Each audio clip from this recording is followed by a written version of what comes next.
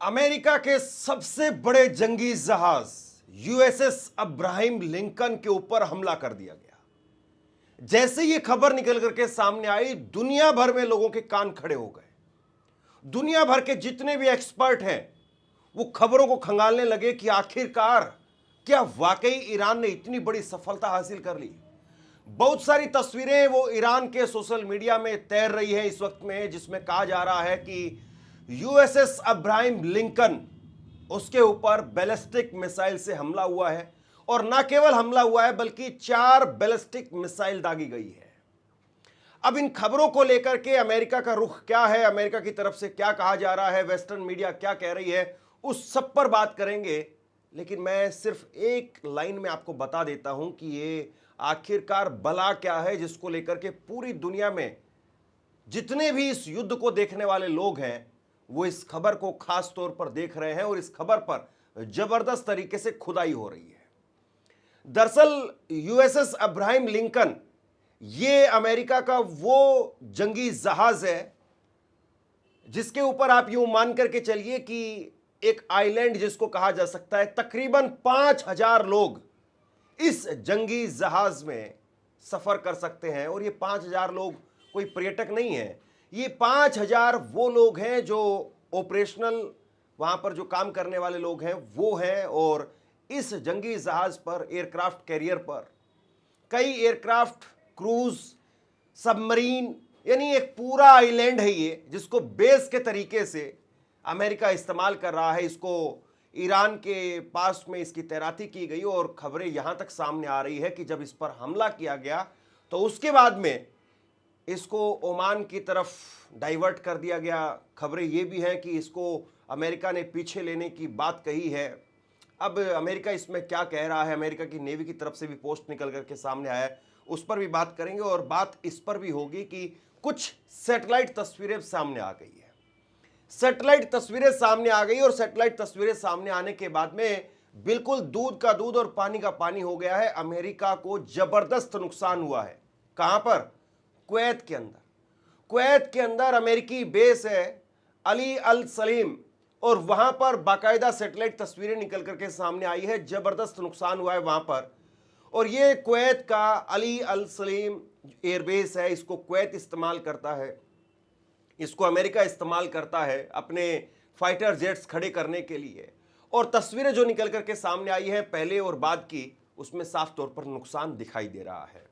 वहीं ईरान की तरफ से, ईरानी सेना के स्पोक्स पर्सन, उनकी तरफ से साफ तौर पर मैसेज दे दिया गया है कि अब कोई किसी प्रकार की रियायत नहीं होगी अमेरिकी एयरबेस को लेकर के, चाहे वो खाड़ी के देशों में कहीं पर भी हो। एक हमला और उसके बाद में तबाही शुरू कर दी जाएगी, ये उनकी तरफ से कहा गया है, उस पर भी बात करेंगे।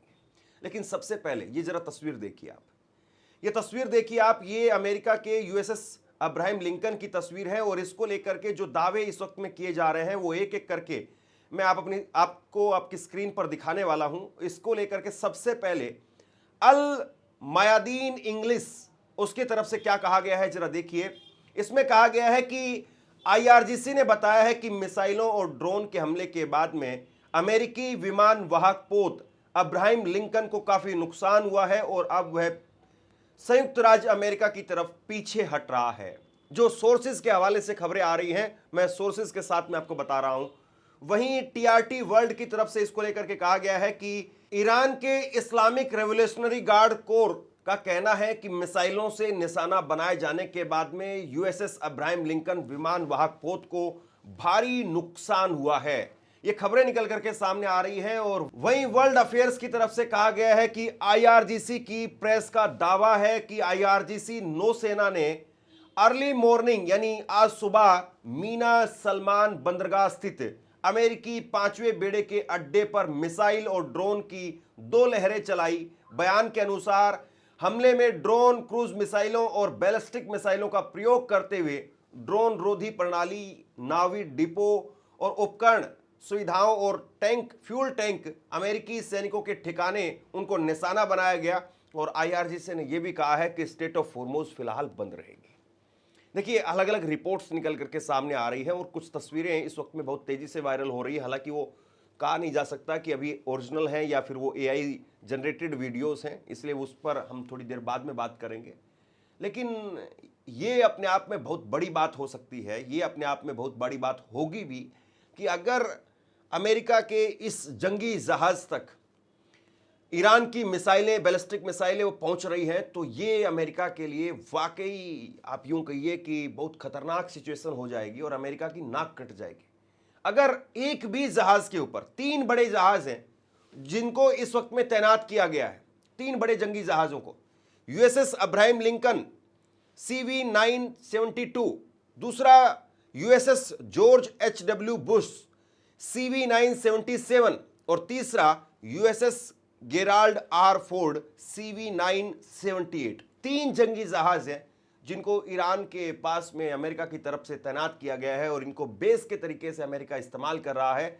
इन पर फाइटर जेट वो उतारे जा सकते हैं, टेक ऑफ हो सकता है। कुछ रिपोर्ट्स में यह भी कहा गया है कि नुकसान हुआ है, लेकिन नुकसान बहुत ज़्यादा नहीं हुआ है और जो रनवे है उस पर नुकसान किया गया है। जो फ्लाइट डेक होता है जहां से विमान रनवे के लिए जिसको इस्तेमाल करते हैं, उस पर जो नुकसान हुआ है, कुछ रिपोर्ट्स में ये भी कहा गया। देखिए, वैसे तो ये जो जहाज है ये अपने आप में इतना बड़ा है कि इसको रन करने के लिए, इसको चलाने के लिए 3 अलग अलग और शिप लगाने पड़ते हैं, जिसके जरिए इनमें ईंधन भेजा जाता है या और जो सप्लाई की चीज़ें हैं या जितने भी विस्फोटक सामग्री है वो सब भेजा जाता है। 3 अलग अलग शिप जो है वो लगाई जाती है ताकि इसको पूरी तरह से ऑपरेशनल आप रख सकें। ये चलता फिरता एक आइलैंड है और अगर इस पर हमला होता है तो ऐसा नहीं है कि ये एक हमले में डूब जाएगा। जाहिर सी बात है, इस पर हमला होने का मतलब ये है कि अमेरिका, उसके अंदर कोहराम मच जाएगा। अमेरिका का बाजार वो ताबड़तोड़ तरीके से धड़ाम एकदम से हो जाएगा अगर इस पर हमला हुआ और ये डूब गया तो। लेकिन इसका डूबना बहुत मुश्किल काम है।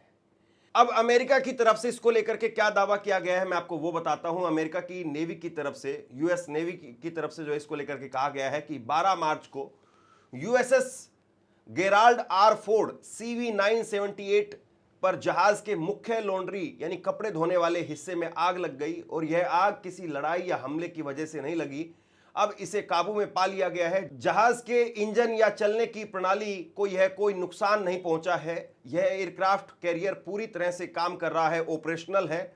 2 नाविकों को हल्की चोट आई है, उनका इलाज हो रहा है, उनकी स्थिति स्थिर है और जैसे ही और जानकारी मिलेगी उसे भी साझा किया जाएगा। यानी अमेरिका की जो नेवी है वो कह रही है कि भैया आग लगी है, लेकिन अब्राहम लिंकन में नहीं लगी है। जो तीसरा जो और जंगी जहाज है यूएसएस गेराल्ड R. फोर्ड, उस पर जो है आग लगी है और उसमें भी लॉन्ड्री जहां पर कपड़े धोने की जगह है वहां पर आग लगी है। 2 नाविक वो झुलस गए हैं। अब ये भी अपने आप में बड़ी बात है, क्योंकि ऐसे जो जंगी जहाज हैं, ऐसे जो चलते फिरते आइलैंड है, वहां पर सब कुछ ऑटोमेटिक है। आपके हमारे घरों से, या मैं यूं कहूं कि जो बड़े बड़े अमीर जादे हैं उनके घरों से भी ज़्यादा टेक्नोलॉजी वो ऐसे शिप्स पर है। और ऐसे शिप पर अगर जहाज में अगर आग लग रही है, युद्ध के समय पर आग लग रही है, निश्चित तौर पर बहुत बड़ी बात है। और क्या ये आग, इस आग के जरिए उस धुएं को दबाने की कोशिश हो रही है? क्या आग कहीं और लगी थी? ये बहुत बड़ा सवाल है। अब मैं आपको सैटेलाइट तस्वीरें दिखाता हूं। सैटेलाइट तस्वीरों के जरिए आप समझिए। ये आप करंट रिपोर्ट की आप तस्वीर देखिए और इसमें सैटेलाइट तस्वीरों का जिक्र किया गया है। इसमें कहा गया है कि ईरानी हमलों के बाद में कुवैत के अली अल सलेम हवाई अड्डे पर भारी नुकसान के संकेत हैं। नए सैटेलाइट इमेज से मिले हैं ये भारी नुकसान के संकेत। और ये हवाई अड्डा अमेरिकी नेतृत्व वाले गठबंधन का एक महत्वपूर्ण केंद्र है, जिसका उपयोग अमेरिकी, कुवैती और इतावली विमान करते हैं। शुरुआती रिपोर्ट के अनुसार कई जेट विमान वो क्षतिग्रस्त हो सकते हैं, यानी कई विमानों को, फाइटर जेट को, उनको नुकसान की बात यहाँ पर सामने आई है। और 2 तस्वीरें साफ तौर पर बता रही है कि हाँ, पहली तस्वीर में सैटेलाइट इमेज में साफ तौर पर दिख रहा है कि फाइटर जेट वो खड़े हुए दिखाई दे रहे हैं और दूसरी तस्वीर में काले रंग से, ब्लैक स्पॉट से जो उसको दर्शाया गया है। यानी इसका मतलब ये है कि जो हमला किया गया ईरान की तरफ से वो सटीक साबित हुआ है। देखिए, कल जब मैसेज दिया गया मुज्तबा खामेनी की तरफ से, तो मुज्तबा खामेनी ने बिल्कुल साफ कर दिया था कि हम किसी तरीके से कोई नरमी नहीं बरतने वाले हैं, किसी प्रकार की कोई नरमी नहीं रहेगी, हम जबरदस्त तरीके से हमला करेंगे। आज सुबह उन्होंने एक मैसेज जारी किया कि अमेरिकी बेस पर किसी प्रकार की कोई ढिलाई नहीं होगी और वहां पर हमला होगा, जोरदार हमला होगा। ये उन्होंने साफ कर दिया। अब इसके बाद में जो बातें निकल करके सामने आ रही हैं वो अपने आप में बिल्कुल साफ दर्शा रही हैं कि इजराइल वो पूरी तरह से पीछे हटते हुए नजर आ रहा है।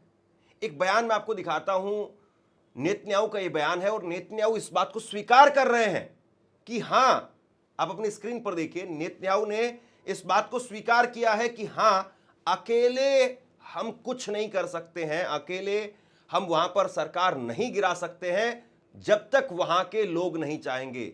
अंततः ये वहां के लोगों के हाथ में है वहां पर सरकार को बदलना। अगर वहां के लोग चाहते हैं सरकार बदलना तो वहां के लोगों के सहमति के बिना ये हो ही नहीं सकता है।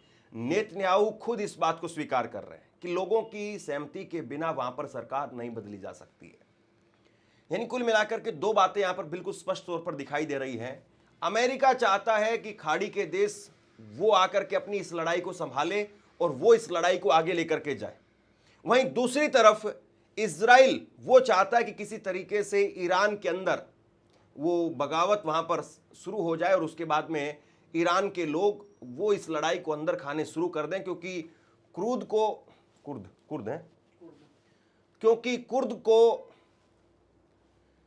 क्योंकि कुर्दों को आप उतार नहीं पाए मैदान में, और कुर्द जो है वो आपकी मदद के लिए आगे नहीं आए। आप चाहते हैं कि जमीन पर किसी तरीके से लड़ाई शुरू हो जाए, लेकिन जमीन पर किसी भी प्रकार के कोई संकेत अभी तक पिछले 14 दिनों में दिखाई नहीं दिए हैं कि वहां पर विद्रोह हो रहा हो। और ये कुल मिलाकर के जो बातें हो रही थी कि हम ट्रुप्स को भेजेंगे, वो सारी हवाई हो गई है। अब अमेरिका और इजराइल इस स्थिति में कहीं नहीं है, कोई बयान भी सामने नहीं आ रहा है कि हम अपनी फोर्स को जमीन पर भेजेंगे। और दूसरी तरफ जो है, मैं एक बयान देख रहा था, एक बयान निकल करके सामने आया है कतर के पूर्व प्रधानमंत्री का।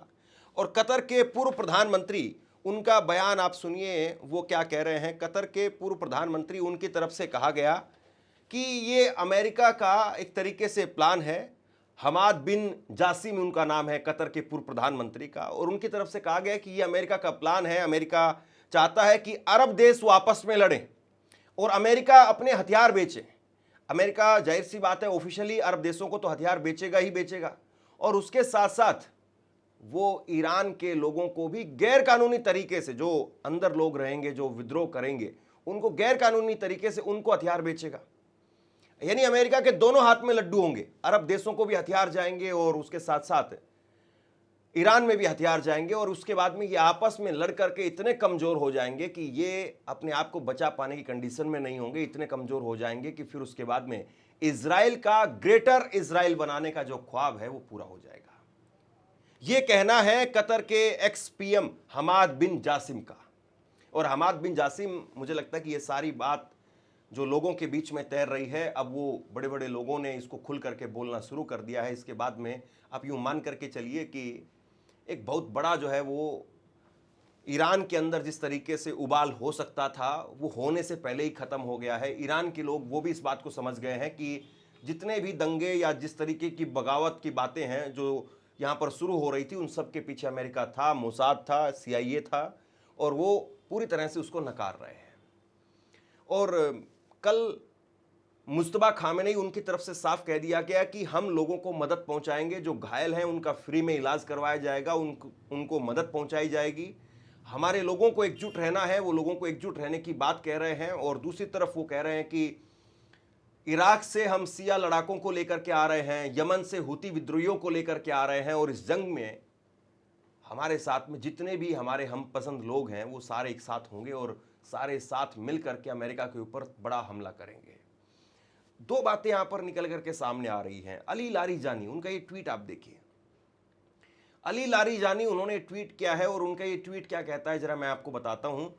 अली लारीजानी वो कह रहे हैं कि डोनाल्ड ट्रंप, उनको समझ में आ गया होगा कि जंग शुरू करना तो आसान काम है, लेकिन जंग खत्म करना बहुत मुश्किल काम है।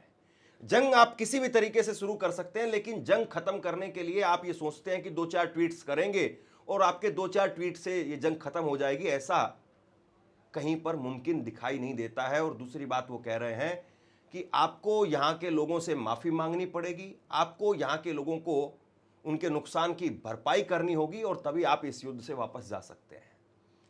अगर इस चीज़ को अगर आप रीड आउट करने की कोशिश करें तो ये दिखाई दे रहा है कि मुस्तफा खामेनेई वो ज़्यादा गंभीर तरीके से और ज़्यादा बड़े हार्डलाइनर के तौर पर वो सामने आ रहे हैं और वो कह रहे हैं कि हम खाड़ी के देशों पर भी, वहाँ के एयरबेस पर भी हमले करेंगे और इजराइल पर हमले करेंगे, अमेरिका पर हमले करेंगे। वो हमले की बात कह रहे हैं और कहीं ना कहीं अली लारीजानी हो या फिर पेजेस्कियान हो, उन सब की तरफ से बीच बीच में जो है वो एक स्टेटमेंट की भांति वो ये मैसेज जो है वो निकल करके सामने आ रहे हैं कि सीज फायर हो सकता है अगर आप चाहें तो, लेकिन उस पर शर्तें हमारी होंगी।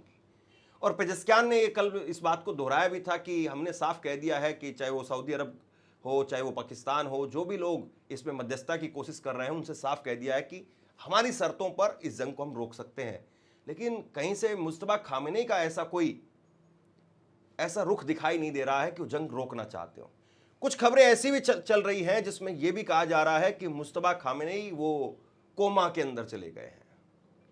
अब देखिए, युद्ध होता है तो युद्ध में इसी तरीके से खबरें प्लांट करवाई जाती हैं, युद्ध में इसी तरीके से जो है वो चीज़ों को तोड़ मरोड़ करके पेश करने की कोशिश की जाती है। कई जगह पर खबरें ये चल रही है कि मुस्तफा खामेनी उनका एक पैर काटना पड़ा है क्योंकि वो युद्ध में बहुत बुरी तरह से घायल हो गए और वो कोमा के अंदर चले गए हैं। और इसके बाद में अब जब कल उनका बयान सामने आया और उनके बयान को ईरान के सरकारी टीवी चैनल्स पर जब पढ़ करके सुनाया गया, जब उनकी तस्वीर सामने नहीं आई, तो इसके बाद में इस खबर में और हवा भर करके इस खबर को जो चलाना शुरू कर दिया है। देखिए, मैं ये नहीं कह रहा हूँ कि मुस्तफा खामेनी, क्योंकि हमारे पास में ऐसी कोई जानकारी पुख्ता तौर पर नहीं है कि मुस्तफा खामेनी वो घायल हैं या स्वस्थ हैं या क्या हैं, लेकिन काफ़ी जो सोर्स हैं जो ईरान की तरफ से निकल करके सामने आ रहे हैं वो ये कह रहे हैं कि ये सारी बातें बेबुनियाद हैं, इसमें कोई दम नहीं है और अमेरिका का ये प्रोपेगेंडा है, इसके अलावा और कुछ नहीं है। इजराइल के लोग वो चाहते हैं कि किसी तरीके से ईरान के अंदर दहशत फैल जाए और दहशत में लोग जो है वो ईरान के शासन से मुंह मोड़ ले और हमारी तरफ चल पड़े, ये प्रोपेगेंडा है। अब इस बात को, जाहिर सी बात है, मुस्तफा खामेनी अगर वो सामने आए तो इस बात पर फुल स्टॉप लगाया जा सकता है, लेकिन फिलहाल अभी ये खबरें मार्केट में चल रही हैं। युद्ध के दौरान ऐसी खबरें अक्सर चलती रहती हैं कि फलां कमांडर को मार दिया गया, फलां जो है वो नेता को मार दिया गया, ऐसी खबरें बहुत सारी वायरल होती रहती हैं। अभी ट्रंप ने इस बात को ज़रूर कहा है कि हाँ, ईरानी सुप्रीम लीडर जिंदा है लेकिन कोमा में है, उनको गंभीर चोटें आई हैं, इस तरह की बातें बार बार कही जा रही है। अब ये जो बातें हैं ये कहीं ना कहीं आप समझ सकते हैं कि एक मनोवैज्ञानिक तौर पर दबाव डालने के लिए, एक प्रेशर पैदा करने के लिए ईरान के अंदर ऐसी बातें कही जा रही हैं। और ये भी मुमकिन है कि अमेरिका और इजराइल ये भी चाहता हो कि ऐसे उकसा करके किसी तरीके से मुस्तफा खामेनी को सामने आने के लिए मजबूर कर दिया जाए और उसके बाद में मुस्तफा खामेनी अगर सामने आ जाए तो फिर उसके बाद में उनको निशाना बना दिया जाए। हो सकता है कि वहां पर अंडरकवर एजेंट्स वो लगातार घूम रहे हों और उनको यही टारगेट दिया गया हो कि आप मुस्तफा खामेनी को ख़त्म कर दीजिए और उसके बाद में ये जंग हमारे हाथ में होगी। और इसीलिए बार बार इस तरह की खबरें वो अमेरिका और इजराइल की तरफ से चलाई जा रही हैं कि वो कोमा में है, ये है, वो है, ताकि वो किसी तरीके से पब्लिक गैदरिंग में वो नज़र आए और उसके बाद में उनको ख़त्म कर दिया जाए। तो युद्ध कई तरीके से कई मोर्चों पर लड़ा जाता है, मनोवैज्ञानिक तौर पर भी युद्ध लड़ा जाता है, प्रेशर भी होता है। कई बार ऐसी खबरें जो है वो जानबूझ करके बाहर आती हैं, उसके बाद में नैरेटिव का जो खेल है वो बदल दिया जाता है। तो बहरहाल लगातार जो खबरें निकल करके सामने आ रही हैं, जो पुष्ट खबरें हैं, यानी जो वेरीफाइड खबरें हैं, या फिर ऐसी खबरें निकल करके सामने आ रही हैं जिस पर अभी आप लोगों को जो है वो जानना जरूरी है या फिर उन पर अलग अलग तरह की राय आ रही है, तो वो सारी चीज़ें समेट कर आप तक पहुंचाने की कोशिश है। शेयर कीजिए इस खबर को और आप क्या सोचते हैं नीचे कमेंट बॉक्स में लिख करके जरूर बताइए। बहुत बहुत शुक्रिया। आपसे कुछ कहना चाहता हूं, आज के वक्त में पत्रकारिता करना कितना मुश्किल काम है, लेकिन अगर ऐसे में भी कोई आपकी खबर दिखा रहा है, कोई आपके मुद्दे पर बात कर रहा है, तो आपको भी उसका साथ देना चाहिए।